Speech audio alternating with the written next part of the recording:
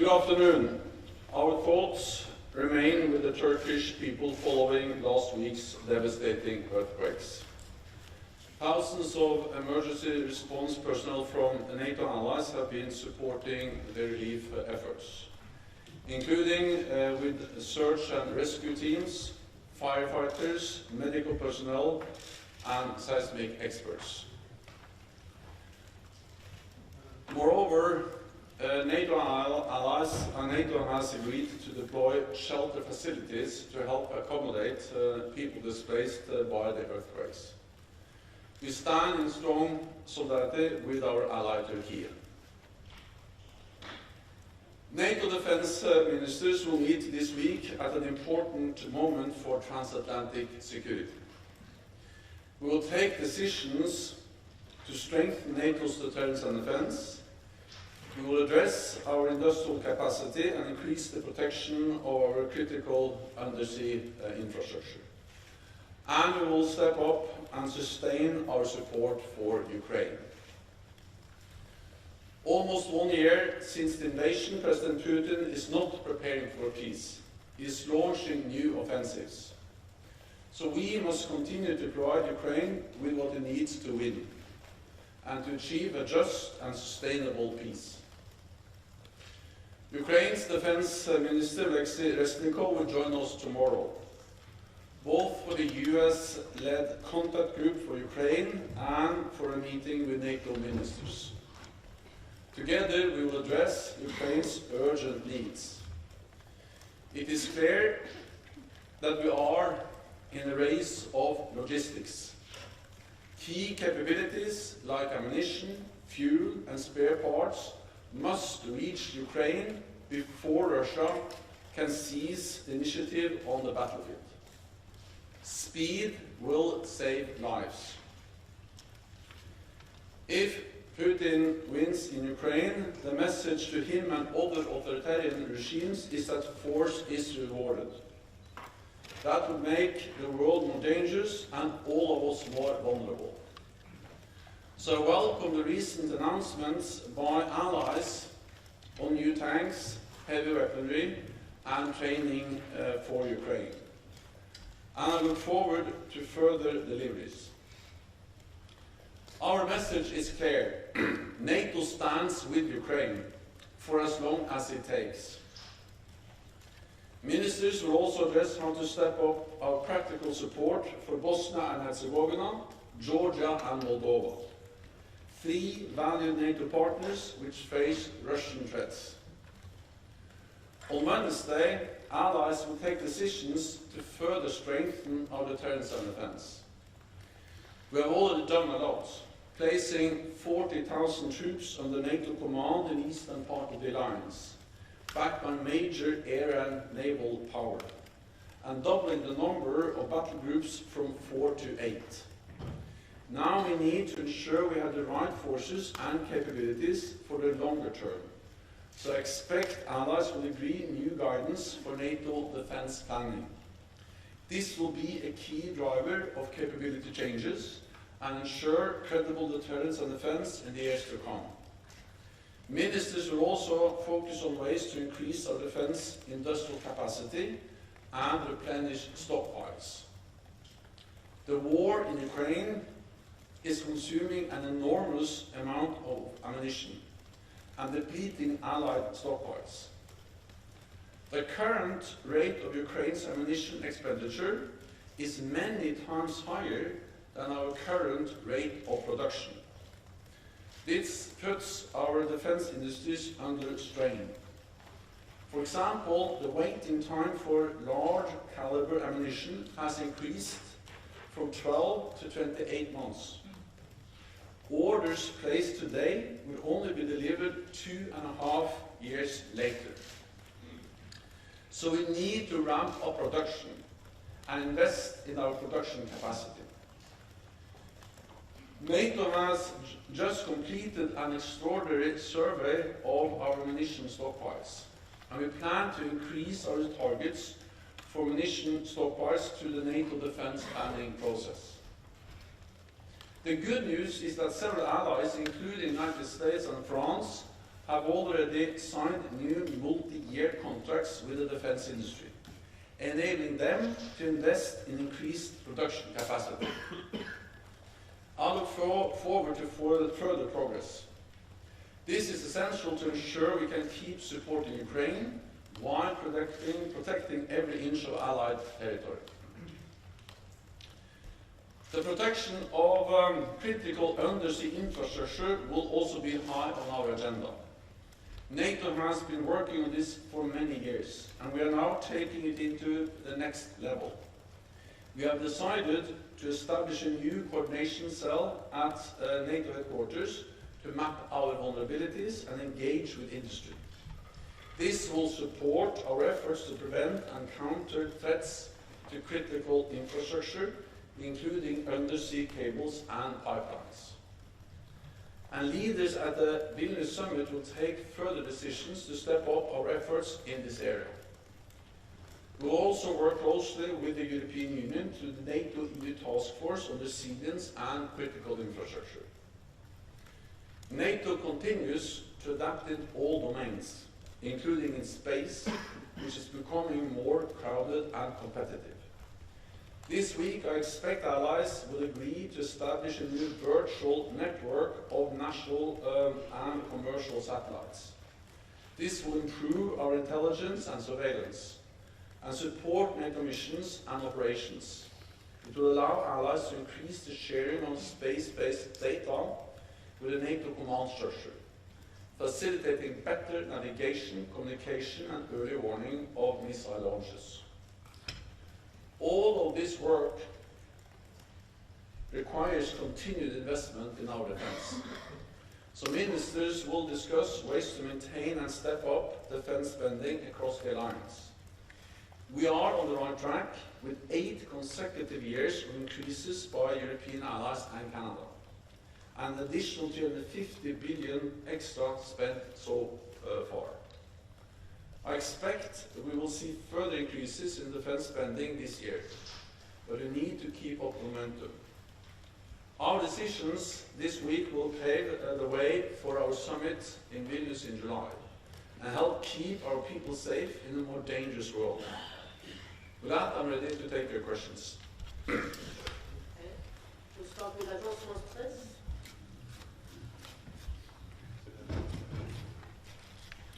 Secretary General, thank you very much. Max Delaney, AFP. Just 2 issues. You mentioned that Putin is starting new offensives in Ukraine. Do you believe that this is the beginning of the big spring offensive that you've been warning about for a while?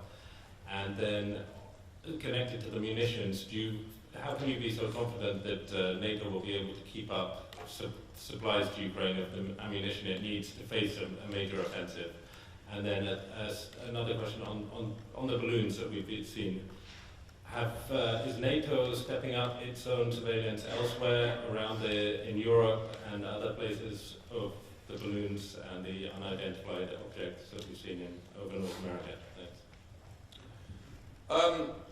First, on the ammunition. Well, this is an issue we started to address last year, because we saw that the enormous amount of support for Ukraine, the only way to deliver that was to dig into our existing stocks. But of course, in the long run, we cannot continue to do that. We need to produce more to be able to deliver sufficient ammunition to Ukraine, but at the same time ensure that we have enough ammunition to protect and defend all NATO allies, every inch of Allied territory. So that's also the reason why we, several months ago, started this extraordinary out-of-circle review of our stocks and the need to increase our level of stocks, meaning by increasing the guidelines for capability targets related to ammunition stocks, and also why allies have started to engage with industry. And several allies have already made decisions, agreed long-term contracts with the industry so they can ramp up production, make investments to increase investments. So I'm confident that we are now on the track or on the path that will enable us both to continue to support Ukraine but also to replenish our own stocks. And it just shows the importance of increased defense spending, because all of this, of course, requires more defense expenditure by NATO allies. Then on the balloons, well, I think what we saw over the United States, I visited the United States last week, is part of a pattern where China, but also Russia, are increasing their intelligence and surveillance activities against NATO allies with many different platforms. We see it in cyber, we see it with satellites, more and more satellites, and we see them with balloons. That highlights the importance of our vigilance, our increased presence, and also that we ramp up and step up how we share intelligence and how we monitor and protect our airspace. And actually, one of the issues we're going to address and decide on the ministerial meeting tomorrow is increased cooperation between allies in space, sharing more data, collecting more data also from commercial satellites, and then sharing that with the NATO command structure. So that's part of the overall picture, how we do more to monitor and have sufficient surveillance capabilities to protect all our airspace. The first question was? Do you believe that this is the start of the major Russian offensive? Well, I think the reality is that we have seen the start already. Because we see what Russia does now, President Putin do now, is to send in thousands of more troops, accepting a very high rate of casualty, taking big losses, but putting pressure on the Ukrainians. And what Russia lacks in quality, they try to compensate in quantity. Meaning that the leadership, the logistics, the equipment, the training don't have the same level as the Ukrainian forces, but they have more forces. And the Russians are willing to send in those forces and take a high number of casualties. So for me, this just highlights the importance of timing. It's urgent to provide Ukraine with more weapons. The faster we can deliver weapons, ammunition, spare parts, fuel to the Ukrainian front, the more lives we save, and the better we support efforts to find a peaceful, negotiated solution to this conflict. Reuters. Thank you. Secretary General, as we are approaching the first anniversary of the invasion, what actions do Russia expect to take to mark that date on the battlefield in Ukraine and beyond? The most important message is that we see no sign whatsoever that President Putin is preparing for peace or ready to negotiate something which will respect the territorial integrity and sovereignty of Ukraine. What we see is that President Putin and Russia still wants to control Ukraine. And therefore, the only way to ensure that Ukraine prevails as a sovereign nation is to continue to provide military support to Ukraine. And I welcome what many allies do and have done for months, stepping up providing support to Ukraine. I will not speculate what Russia or President Putin will do on the 24th. But more importantly is that we see how they are sending in more troops, more weapons, more capabilities to try to pressure the Ukrainians, and we see also how the Ukrainians are able to resist and stand up against Russian aggression. Deutsche Welle, NPR. Thank you. Max sort of took all the questions, but to follow up on a couple of things. On the balloons, have other NATO countries started looking at whether, in fact, these balloons have been flown over other areas because they weren't necessarily detected in the beginning? So is this something that you think would require more sort of more research, and what kind of threat does it pose to NATO other than potential intelligence gathering? And also on ammunition. Industry says that aside from a few large contracts, all of the work on increasing the speed of procurement has not actually resulted in a lot more contracts given to them at this point. So if the delay has been extended, even doubled in some cases, if you don't conclude a contract, even that period doesn't start. So what can you say about that? Thank you. So, first of all, we are in close dialogue contact with the defense industry at the NATO level. I met with them, NATO allies have met and engaged with the defense industry. And there are several contracts which are now signed. And you're absolutely right, what matters at the end of the day is actually the signing of contracts, concrete commitments to buy more ammunition. And that has started to happen in the United States, France, but also other allies. I don't know, for instance, Norway has signed big contracts with their ammunition industry to ramp up production. Of course, in the short run, the industry can increase production by having more shifts, by using existing production facilities more. But to really have a significant increase, they need to invest and to build new plants. And we see a combination both of utilizing existing capacity more and also by making decisions to invest in increased capacity. This has started, but we need more, and that's one of the reasons why we are going to agree new guidelines for stockpiles, NATO guidelines, and also why we continue to engage so closely with the defense industry to ensure that we get the increased production of ammunition.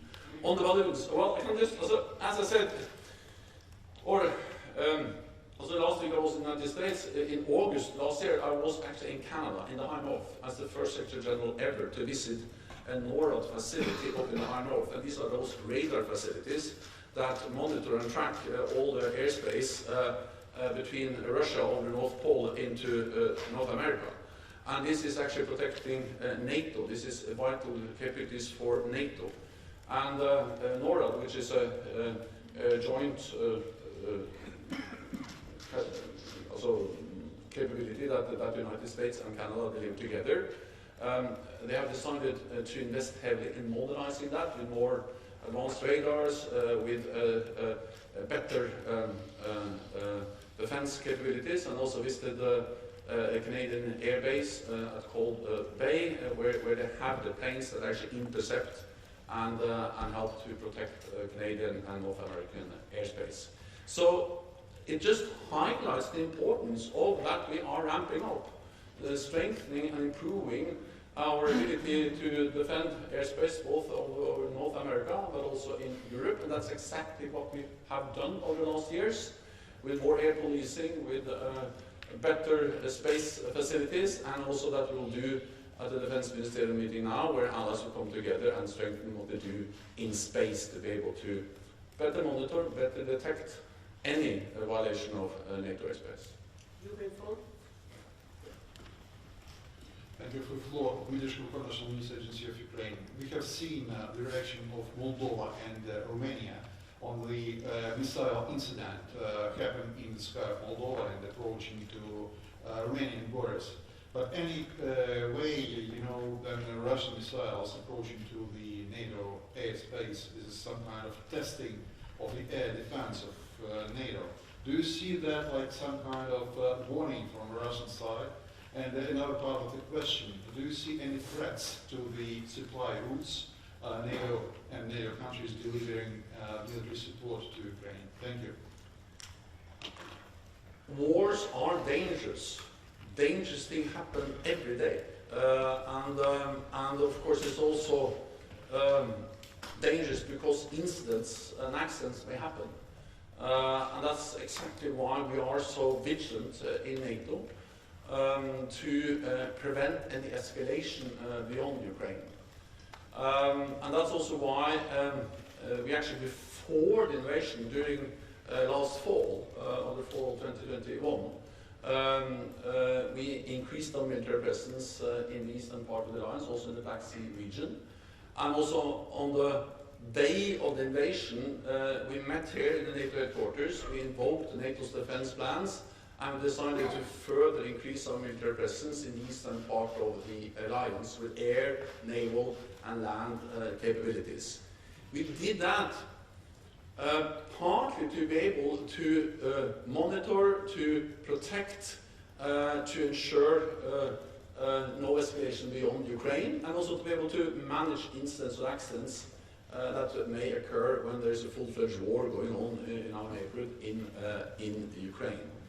But of course, this military presence of NATO troops, NATO forces, in Poland, in Romania, in Slovakia, in other countries in the eastern part of the alliance, also protects the space for NATO allies to support Ukraine. And that makes it even more important that we have increased our presence in the eastern part of the alliance. NATO is not party to the conflict, but we support Ukraine, and we support Ukraine in upholding the right for self-defense, and that is the right which is enshrined in the UN Charter, and we have the right to support Ukraine. Frankfurt Allgemeine. Thank you very much. Thomas Guschka, Frankfurt Allgemeine Zeitung. Secretary General, after President Zelensky's visit to Brussels last week, there's clearly a reinvigorated debate now about building a coalition that could send fighter airplanes to Ukraine. When this debate started almost a year ago, you were quite concerned, and you said that NATO would not be sending airplanes because it would not be interfering into the war. So my question today is, do you still share these concerns that it might be seen as an interference? And if not, how would a coalition have to be built? What would be the requirements to make this really work? Thank you. So first, I think we need to distinguish between two things. One thing is what was discussed very much last year, and that was the issue of whether NATO should establish a no-fly zone over Ukraine and send in NATO planes to enforce a no-fly zone. That's a very different thing than what is discussed now, and that is the possibility of NATO allies deliver aircraft to Ukraine so they can use themselves. That's two very, very different things. Because if NATO was going to send NATO planes to enforce with a NATO presence in the airspace of Ukraine, a no-fly zone, that would be direct NATO involvement. It's a very different thing to provide the Ukrainians with different types of military capabilities that will not make us party to the conflict. Of course, the support to Ukraine has evolved as the war has evolved. In the beginning, there was an enormous focus on javelins, on anti-tank, light anti-tank weapons. And then we saw the urgent need for artillery, and allies started to step up the delivery of also advanced modern artillery. And then air defense has been a main focus, and now heavy weaponry, Striker Bradleys, infantry fighting vehicles, Marders from Germany, and then also main battle tanks. And there's a constant consultation process within the alliance on what types of weapon systems we should deliver. And as you have seen from the media, there is now a discussion going on also on the question of aircraft. And I expect that also to be addressed tomorrow at the meetings here in Brussels. But let me add two things, and that is that one is speed, urgency. Because whatever the opinion may be about aircraft, that will take time. What is needed now is urgent support for Ukraine. So my top priority is to ensure that the pledges allies have made for infantry fighting vehicles, for armor, for battle tanks, that they are delivered as soon as possible, because every day counts. The other thing is that, yes, it is important to have a constant consultation among allies on what new platforms we should provide. And of course, this is evolving. But in addition to discussing new platforms, we need to be extremely focused on ensuring that the platforms we have already delivered are working as they should. Just ensure that the air defense systems we have delivered, the artillery we have delivered, has the ammunition, has the spare parts, has the maintenance, has the logistics, has all the sustainment they need to function, is an enormous logistical task that requires an enormous amount of deliveries every day. So yes, of course, it is important to discuss new systems, but the most urgent need is to ensure that all the systems which are already there or have already been pledged are delivered and work as they should. NTV. Secretary General Sonal from NTV Turkey. Of course, the issue is the earthquake in Turkey. After the devastating earthquake, Turkey requested the assistance of EADRCC, and EADRCC moved rather quickly. They have decided to deploy shelters in Turkey. So my question is, when these will be operational in Turkey? And apparently the list of what Turkey needs is rather very long, because it's really devastating. And to that end, what is the additional support you might be in a situation to send to Turkey? And there is also the question of the security, the raising security concern from the southern flank between Syria and Turkey. And to that end, is there anything that NATO could do in order to deliver fully this tailored assured measures to Turkey? Thank you. As you said, Turkey asked for help through our Euro-Atlantic disaster response mechanism very early, and hours after the earthquake, we sent out a call to all allies and partners to provide support and help to Ukraine, to Turkey after the earthquake, and that's exactly what allies have done, bilaterally, partly through NATO, and of course also through the European Union and in different ways. And I welcome all those efforts. That's something which is extremely important. NATO will deliver shelters. We will do that as soon as possible. I'm not able to give you an exact date, but allies and NATO are working hard to deliver as much support as quickly as possible.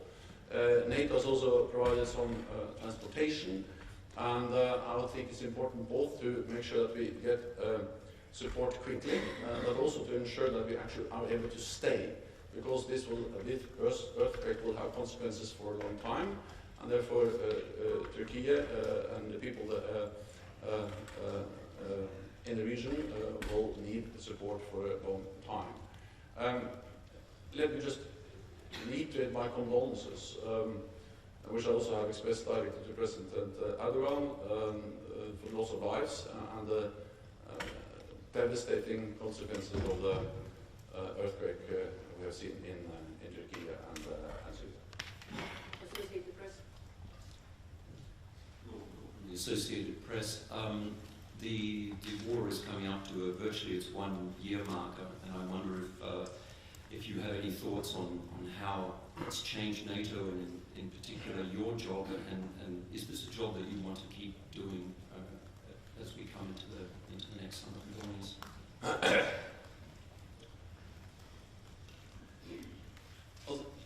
In one way, it has not changed NATO. It has just demonstrated the importance of NATO. And how important it has been that actually since 2014, NATO has implemented the biggest reinforcements of collective defense in a generation. Because the war didn't start in February last year, it started in 2014. And that triggered a big adaptation of our alliance. With higher readiness of our forces, with more presence in the eastern part of the alliance, with more exercises, and also for the first time in many, many years, all allies started to increase the defense spending. So fundamentally, it hasn't changed NATO. It has only demonstrated the importance of allies standing together, both in providing support to Ukraine, but also in protecting each other, ensuring that the war doesn't escalate beyond Ukraine. And when we decided the morning of the invasion to increase our presence, then we were able to build on the increased presence we have already implemented over the last years. We decided the battle groups in 2016, and we actually increased our presence also in the months ahead of the invasion, because the invasion was no surprise. This was an invasion we knew was coming, and therefore we were prepared when it happened. Yeah, for me, it is extremely important to focus on my task as Secretary General in demanding and challenging time for the Alliance, and that's what I have to say about that. We'll go to ZDF. Thank you very much. Florian Neuhan from ZDF German TV.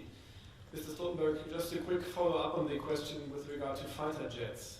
Do I understand you correctly that you do not rule out those the delivery of fighter jets? Because there are some member states, especially the German Chancellor, who said that this is a no-go due to the risk of escalation. And the second question, I'm sure you're aware of the concept that your predecessor, Anders Fogh Rasmussen, has developed for Ukraine. He spoke of, he promotes the idea of security guarantees for Ukraine in the midterm as an alternative to NATO membership. What do you think of this? Do you think this is realistic and a possibility to secure the future of Ukraine? Yes, it is important. Yes, it is possible, of course, to secure the future of Ukraine. The first thing we need to do then is to help them to win this war. And that's exactly the main focus of everything we do, is to ensure sufficient supplies of everything from heavy armor to drones, to fuel and non-military support in all forms and shapes. So that's exactly what we do, so that's precondition number one. The second main focus should be that when this war ends in one way or another, we should ensure that Ukraine is able to deter and defend itself. Because what we saw after 2014 is that Ukraine was not in a position to deter a second attack. Russia went in and illegally annexed Crimea, and then a few weeks or months after, they went into eastern Donbass. And then we had the war going up and down for many years until the full-fledged invasion. What we need now is that we are able to strengthen Ukraine with support, with training, and NATO also looks into the more long-term transformation of or transition of the Ukrainian armed forces from Soviet-era doctrines and equipment, which is still a very important part of their armed forces, to modern NATO capabilities interoperable with NATO allies, so Ukraine can be in position to deter any further aggression. That's perhaps the most important thing to secure Ukraine in the future, and that is to enable them to have an even stronger armed forces after some kind of peace arrangement that may be agreed at the end of the war in Ukraine, to prevent a third big attack on Ukraine after 2014, after what happened last year, and then a potential new war. So that's the second thing, is to ensure that we work with Ukraine on long-term reforms, long-term interoperability, long-term transition to NATO standards, and help them to build up their armed forces even more. And then the third issue will be the issue of whether there will be some international arrangements, agreements, assurances. Well, that may be part of some kind of negotiated solution where our allies also participate. I'm careful speculating exactly how they will be formulated and what kind of framework there will be issued. But I'm saying that, of course, some kind of arrangements where NATO allies provide also some assurances in different ways to Ukraine, absolutely possible that will be part of an overall solution to the conflict in Ukraine to maximize the likelihood of Ukraine being able to deter any further attacks or new Russian attacks against their country. Financial terms? Sorry. I have nothing more to say that what we have seen over 1 year, close to one year of this war, is that what type of support we provide evolves. And there is a discussion, as there's been discussions about every step. We had a discussion about Patriots, we had a discussion about armor, we had a discussion about battle tanks, we had a discussion of long-range HIMARS, and this is an important discussion.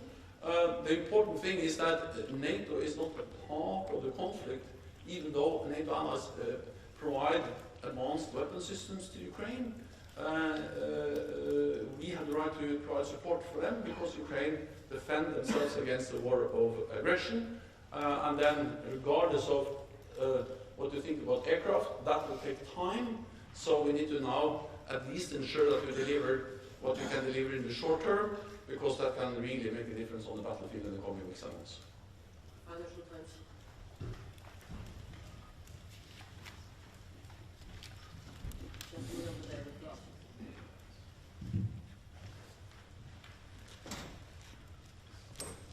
Thank you so much. Sorry to be I wanted to ask about the ammunition. From what you've said, it doesn't sound like this is a solvable problem. If they are using it faster than we can build it, delivery times are doubling, as you just said, and we can't just invent new factories. How do we solve that then? Or are we at a point now where Ukraine is at a ceiling of what can be provided month by month by NATO allies and non-NATO allies in the larger coalition of Ramstein? Are we at that point already now, where Ukraine has a limit to what it can use every month? Thank you. So what I said was that the current rate of ammunition consumption is higher, bigger than the current rate of production. That's a factual thing. But since we have been aware of that for some time, we have started to do something. We're not just sitting there idle and watching this happening. So that's the reason why we over several months have worked hard at NATO and also within the Ramstein format to ramp up production. That's the reason why we launched this out-of-circle extraordinary review of our stockpiles, where we have collected the data, and now we're using this data to go to individual allies and work with them to sign contracts with the industry. And that's exactly what they do. And of course the industry has the capability to increase the production also short term. Sometimes there's some non-used or not utilized capability there, but even when you have a factory running, you can have more shifts. You can even work during weekends. This is an issue of cost and price, and then you need, of course, to invest in new in production capability, and that's also what they do, especially when the defense industry can have multi-year contracts. And we have seen several examples of allies now signing multi-year contracts, and then the industry have the demand signal they need to make the investments. So yes, we have a challenge, yes, we have a problem, but problems are there to be solved, and we are addressing that problem, and we have strategies to solve it both in the short and also longer term to as a mobilized defense industry. And if there's anything NATO allies and our economies and our societies have proved over decades, is that we are dynamic, we are adaptable, we can change when needed. So if you just send a clear signal and also mobilize the financial resources, as we are doing with our pledge to invest more, then the industry has proven extremely capable of producing more. And let me also add, of course, this is the challenge of having enough ammunition is also a big challenge for Russia. So it just shows that this is a war of attrition, and a war of attrition becomes a battle of logistics, and we focus on the logistical part of the defense capacity, defense industry capacity, to ramp up production.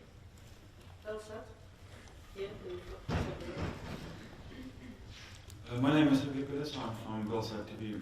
Secretary General, most of the Belarusian nation does not support Russia's aggression against Ukraine, which is why Lukashenko regime did not decide to openly participate in the aggression, but only supports it.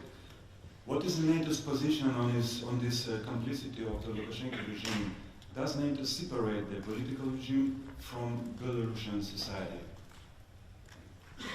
Yes, also we are aware that Belarus is not a democracy. We are aware that the regime in Minsk doesn't represent the people of Belarus, because we have also seen how the elections were totally manipulated and the election results were not respected. So we are aware that the people of Belarus, they have a very different opinion about the war than the regime. And of course, the regime is complicit in Russia's illegal war, because even though Belarus has not sent in their own troops, they have allowed President Putin and Russia to use Belarus as a platform to launch attacks against Ukraine. We can remember at the beginning of the war, that the day the invasion started, actually when the forces came in from the north, from Belarus, trying to take Kiev and the territory in the north.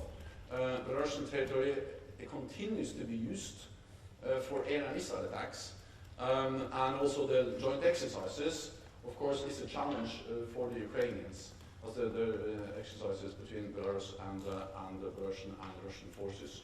So the Belarusian regime should not be complicit, should not support Russia's illegal war efforts. This is a blatant violation of international law, and something that also Belarus should, of course, condemn. Thank you. Thank you. Thank you, Anna.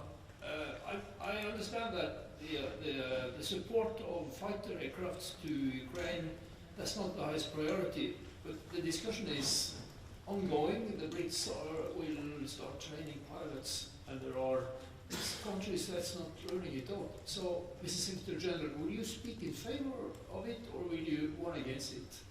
And my second question is about the NATO websites that were taken down over the weekend. Has NATO been target of a cyber attack over the weekend? Can you give a status on that? Thank you. The cyberspace is contested in all times, and we face at NATO malicious cyber activities on a daily basis, and we are strengthening our cyber defenses. So this is something we have responded to over many years, because we have seen more and more different types of cyber attacks, malicious cyber activities against our networks, and we have seen some attempted denial of service incidents against a number of NATO websites since Sunday. Additional protective measures have been put in place, and the majority of NATO websites are functioning now as normal. Some NATO websites are still experiencing availability issues, but our technical teams are now working to restore full access. Then it is extremely important to understand the following. Our classified networks, the networks we use to communicate between NATO missions and operation and NATO within the NATO command structure, were not affected, and there is currently no evidence of impact on NATO operations. So one thing is our, as I say, public pages or sites where we actually share information with the world outside the NATO. There have been attempts to have denial of services, also activities against those pages, but NATO's classified network has not been attacked. Final question, answer.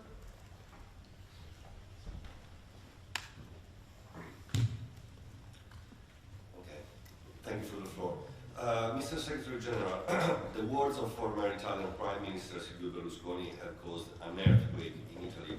He said that he would not go to Zelensky if he were Prime Minister now because he attacked the independent republics of the Donbass, and that Biden should force him to a truce.